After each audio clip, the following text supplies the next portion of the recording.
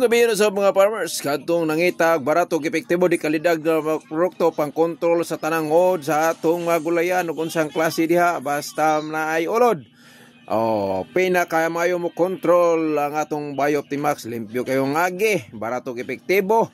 Basta si Bioptimax tanang klase sa ulod kaya niyang i-control. Mo na nga ayo mo paglangan paggamit sa atong Bioptimax kay kini organic. Unya kanang organic, way problema bisag anos ani mo hangtod gamiton.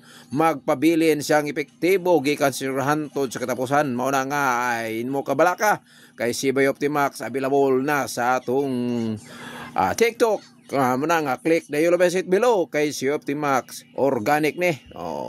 Way problema sa atong panglawas, sa atong kinayahan kay kini organic na. Mao na nga Bioptimax na inyong gamita sa inyong mga gulayan, humayan ug unsa pa diha. Click the yellow basket below. Daghang salamat.